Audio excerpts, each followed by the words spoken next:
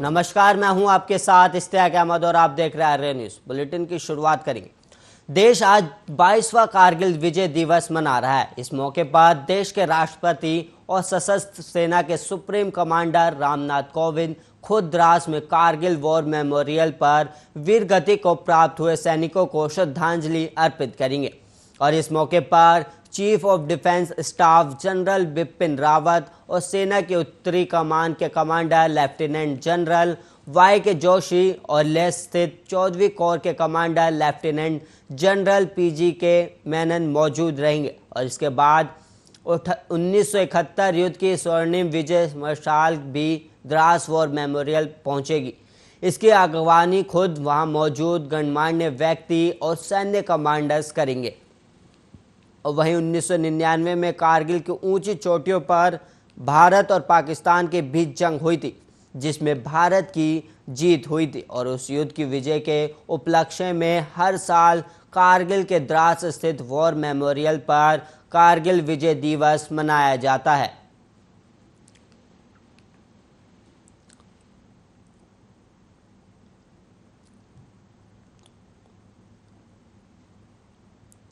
वहीं एक बड़ी खबर सामने आ रही है, जहां पर आज कारगिल दिवस के मौके पर धरना दिया जा रहा है। और वहीं शहीद विवेक सक्सेना का परिवार धरने पर बैठा है। इस वक्त की बड़ी और अहम खबर, जहां पर कारगिल दिवस पर धरना प्रदर्शन किया जा रहा है। विवेक सक्सेना मणिपुर में हुए थे शहीद और शहीद के परिवार को 18 साल से नहीं मिली सम्मान राशि।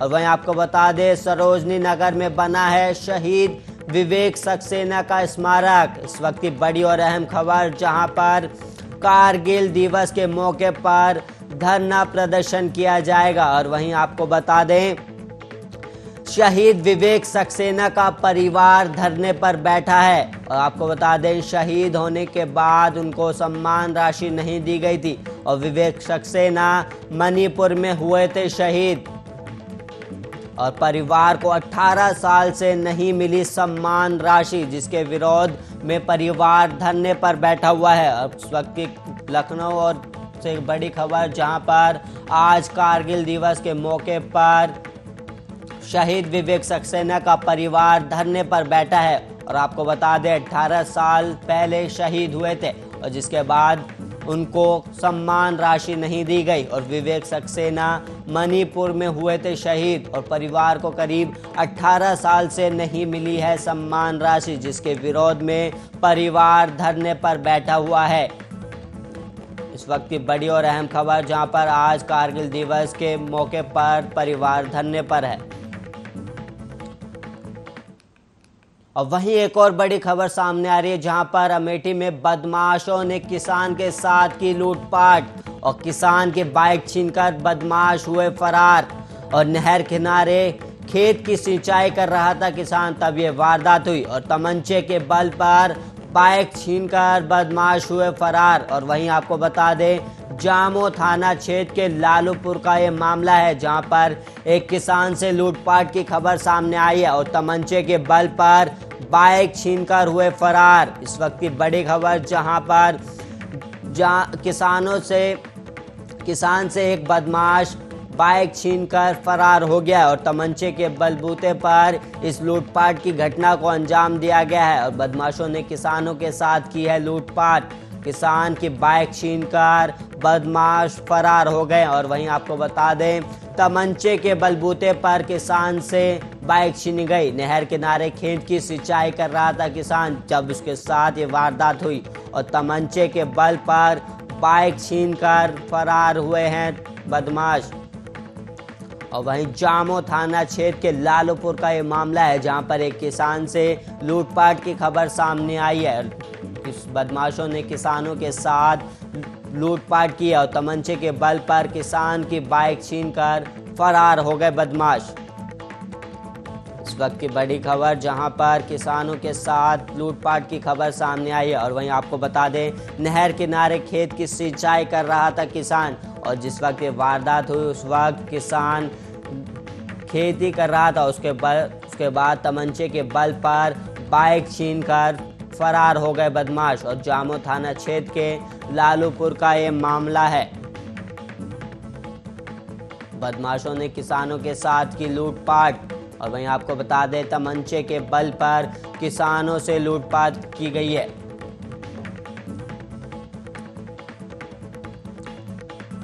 और वहीं संसद के नजदीक जंतर मंतर पर आंदोलनरत किसानों द्वारा चलाई जा रही किसान संसद का आज तीसरा दिन है।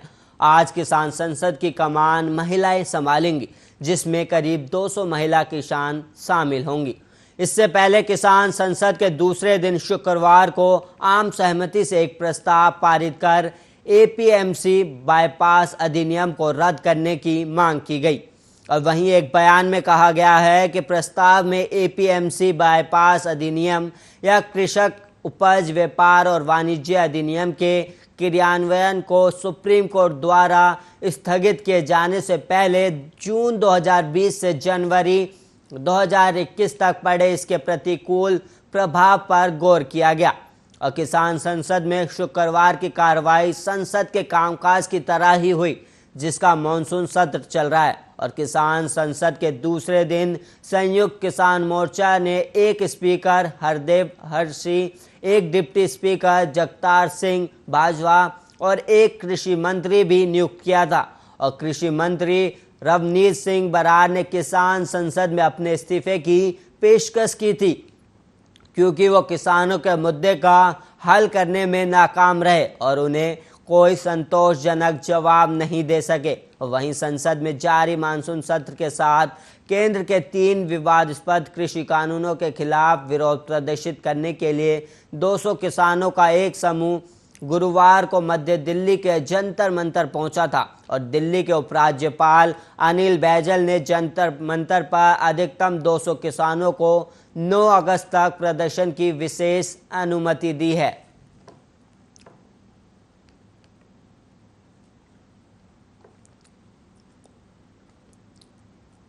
और वहीं एक बड़ी खबर सामने आ रही है, जहां पर सावन के पहले सोमवार पर भक्तों की भीड़ देखने को मिली है। प्रसिद्ध असेगा नाथ मंदिर में श्रद्धालुओं की लगी भीड़ और देर रात से ही मंदिर के बाहर भक्तों की लगी हुई थी लाइन। और वहीं आपको बता दें, कोविड गाइडलाइन के साथ हो रहा है दर्शन पूजन और बगैर मास्क वालों को दर्शन की इजाजत नहीं दी गई है। और वहीं आपको बता दें, सुखपुरा थाना इलाके में है प्रसिद्ध असेगा नाथ मंदिर। और वहीं आपको बता दें, सावन के पहले सोमवार के दिन भक्तों की भीड़ देखने को मिली है। और आपको बता दें वहीं कि बगैर मास्क वालों को मंदिर में दर्शन की इजाज़त नहीं मिली गई है। इस वक्त की बड़ी और अहम खबर, जहां पर सावन के पहले सोमवार पर भक्तों की भीड़ देखने को मिल रही है। और आपको बता दें, असेगा नाथ मंदिर में श्रद्धालुओं की लगी भीड़ और करीब रात से ही भक्त मंदिर के पास बैठे हुए हैं और देर रात से मंदिर के बाहर भक्तों का लगा हुआ है तांता। इस वक्त की बड़ी खबर, जहां पर कोविड गाइडलाइन के साथ हो रहा है दर्शन पूजन। सावन के पहले सोमवार में भक्तों की भीड़ देखने को मिल रही है और बिना मास्क वालों को दर्शन की इजाज़त नहीं दी गई। और आपको बता दें, सुखपुरा थाना इलाके में है असेगा नाथ मंदिर, जहां पर भारी भीड़ देखने को मिल रही है। सावन के पहले सोमवार पर भक्तों की भारी भीड़ देखने को मिल रही है। और वहीं आपको बता दें, असेगा नाथ मंदिर में श्रद्धालुओं की भीड़ करीब रात से ही लगी हुई है और वहीं बिना मास्क वालों को दर्शन की इजाज़त नहीं दी गई। देर रात से लंबी लंबी कतारें मंदिर के बाहर लगी हुई थी और आज सावन का पहला सोमवार है, जिसके बाद भक्तों की भीड़ देखने को मिल रही है। अब बिना मास्क वालों को दर्शन की इजाज़त नहीं दी गई। वहीं सुखपुरा थाना इलाके में असेगा नाथ मंदिर। कोरोना के कम होते केस के बीच दिल्ली में आज से अनलॉक 8 लागू हो रहा है। अनलॉक के इस चरण में 3 महीने से ज़्यादा समय से बंद पड़े सिनेमा घरों और स्पा को बड़ी राहत मिली है। अनलॉक 8 के तहत सिनेमा हॉल स्पा को खोलने की इजाज़त दे दी गई, लेकिन शर्तों के साथ। इसके साथ ही दिल्ली मेट्रो और बसों से सफ़र करने वाले लोगों को भी राहत दी गई है। मेट्रो अधिकारियों ने कहा कि आज से ट्रेनें पूरी सीट क्षमता के साथ परिचालित होंगी, लेकिन खड़े होकर यात्रा करने की अनुमति नहीं होगी। दिल्ली मेट्रो रेल निगम कोविड-19 के कारण लंबे समय के बाद मेट्रो सेवाएं बहाल होने पर 7 जून से 50% सीट क्षमता के साथ ट्रेनों का परिचालन कर रही है।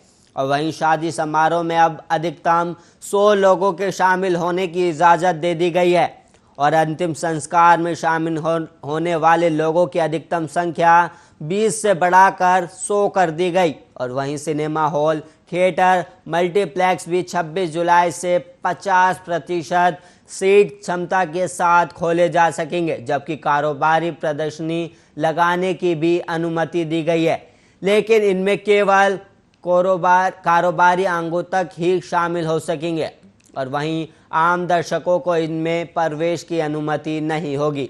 डीडीएमए ने कहा कि दिल्ली के स्पा 26 जुलाई से खुलेंगे।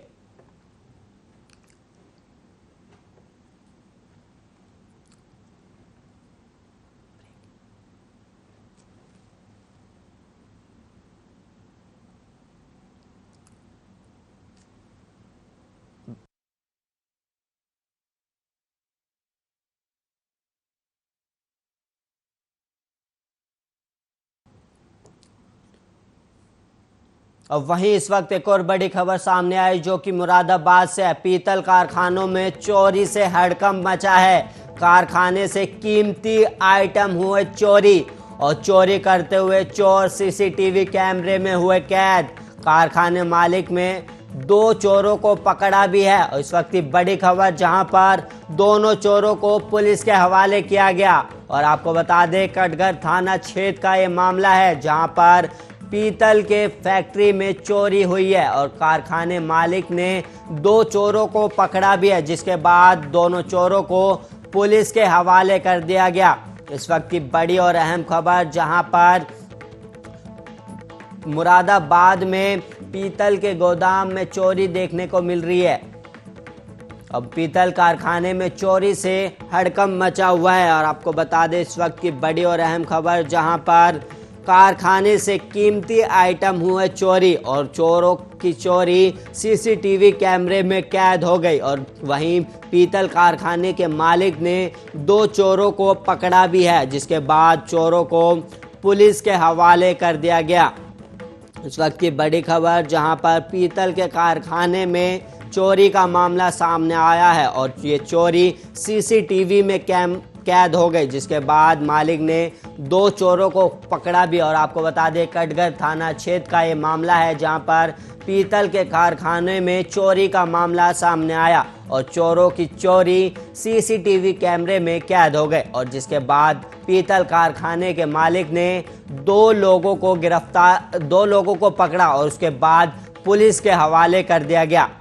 और वहीं आपको बता दें, सीसीटीवी कैमरे में कैद होने के बाद पीतल कारखाने के मालिक ने 2 चोरों को पकड़ा, जिसके बाद दोनों चोरों को पुलिस के हवाले कर दिया गया।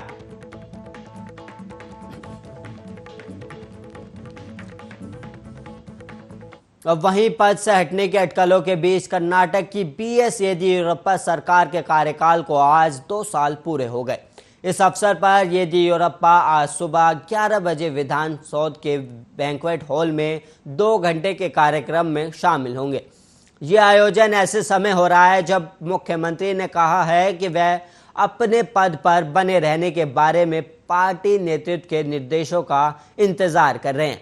और इससे पहले रविवार को बेलगावी के जिला मुख्यालय शहर में येदियुरप्पा ने कहा कि वह पार्टी के केंद्रीय नेतृत्व का फैसले का पालन करेंगे। और उधर कर्नाटक सरकार में खान मंत्री मुरुगेश निरानी और संगठन मंत्री मुकुंद दिल्ली पहुंचे हैं। यहां उनके राष्ट्रीय संगठन मंत्री बीएल संतोष से मुलाकात हो सकती है।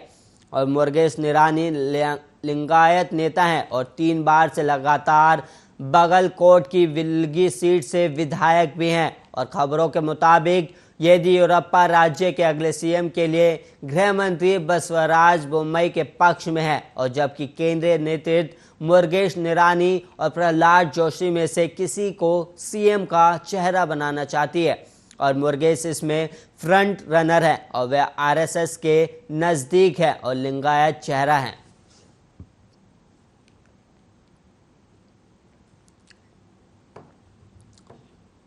और वहीं इस वक्त एक और बड़ी खबर सामने आ रही है जहां पर अमेठी में 108 और 102 एम्बुलेंस कर्मियों ने किया धरना प्रदर्शन। जिला अस्पताल के सामने शुरू किया गया ये प्रदर्शन। जिले की सभी एम्बुलेंस सेवाओं को किया गया ठप और कुछ कर्मचारियों को नई व्यवस्था में शामिल किया गया और बाकी कर्मचारियों को बहाल कर दिया गया। इस वक्त की बड़ी और अहम खबर जहां पर एम्बुलेंस कर्मचारियों ने किया धरना प्रदर्शन और आपको बता दें जिले की सभी एम्बुलेंस सेवाओं को किया गया ठप। इस वक्त की बड़ी खबर जहां पर कर्मचारियों का आरोप है कि कुछ कर्मचारियों को नई व्यवस्था में शामिल किया गया है और कई बाकी कर्मचारियों को बहाल कर दिया गया, जिसके बाद एम्बुलेंस कर्मचारियों ने हड़ताल कर दी है, जिसके बाद एम्बुलेंस सेवाएं ठप हो गई और एम्बुलेंस कर्मियों ने धरना प्रदर्शन किया और जिला अस्पताल के बाहर ये धरना प्रदर्शन कर रहे हैं एम्बुलेंस कर्मी। और वहीं आपको बता दें एम्बुलेंस कर्मियों का आरोप है कि नई व्यवस्था के चलते कई लोगों को नियुक्ति दी गई और कई लोगों को बाहर का रास्ता दिखा दिया गया, जिसके बाद एम्बुलेंस कर्मियों ने ये फैसला लिया कि वो धरना प्रदर्शन करेंगे और वहीं जिला अस्पताल के सामने ये धरना प्रदर्शन किया जा रहा है, जिसके बाद एम्बुलेंस की सेवाएं जिले में ठप हो गई हैं और बाकी कर्मचारियों को बाहर का रास्ता दिखा दिया गया, जिसके बाद एम्बुलेंस कर्मियों में विरोध देखने को मिला, जिसके बाद उन्होंने धरना प्रदर्शन किया और वहीं उसके बाद एम्बुलेंस सेवाएं ठप हो गई हैं। इस वक्त की बड़ी और अहम खबर जहां पर एम्बुलेंस कर्मियों का धरना देखने को मिल रहा है और वहीं जिला अस्पताल के सामने शुरू किया गया ये प्रदर्शन। एम्बुलेंस कर्मियों का आरोप है कि जिले की सभी एम्बुलेंस सेवाओं को ठप कर दिया गया।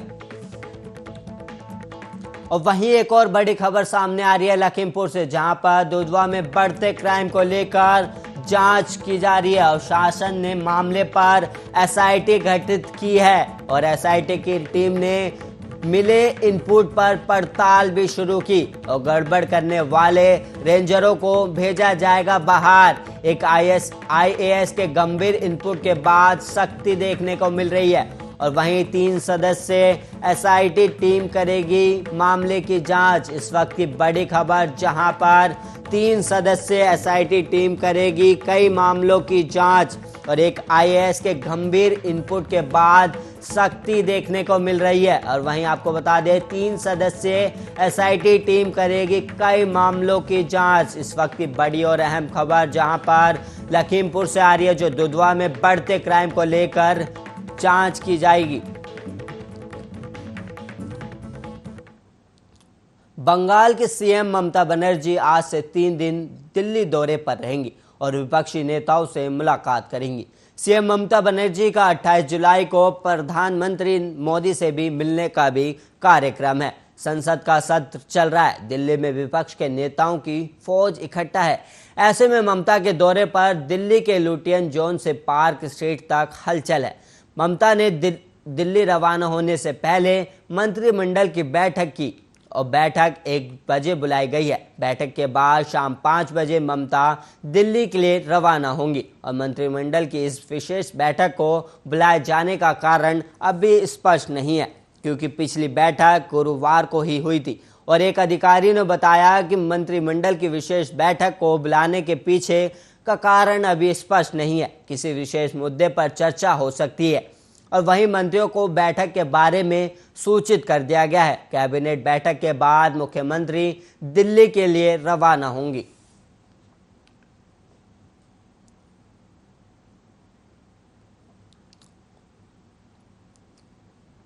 और वहीं दिल्ली में बीते शनिवार से उमस के कारण लोगों का बुरा हाल बना हुआ है। वहीं भारतीय मौसम विज्ञान विभाग के मुताबिक राजधानी दिल्ली में आज यानी कि सोमवार से लोगों को गर्मी से राहत मिल सकती है। आईएमडी के मुताबिक दिल्ली में आज से झमाझम बारिश का दौर एक बार फिर शुरू हो सकता है। जानकारी के अनुसार ये दौर 3 दिन तक चलने का अनुमान लगाया गया है और वहीं आईएमडी के अनुसार दिल्ली में तेज बारिश हो सकती है। हालांकि मौसम विभाग की ओर से अभी तक येलो और ऑरेंज अलर्ट जारी नहीं किया गया। और वहीं आपको बता दें कि दिल्ली में आज 30 से 40 किलोमीटर प्रति घंटे की रफ्तार से तेज हवा चलने का भी अनुमान लगाया गया है। और वहीं स्काईमेट वेदर के उपाध्यक्ष महेश पलावट की माने तो सोमवार से बुधवार तक दिल्ली में तेज बारिश हो सकती है। और साथ ही उन्होंने बताया कि इस दौरान गर्मी से राहत मिलेगी और वहीं तापमान में भी गिरावट दर्ज होगी।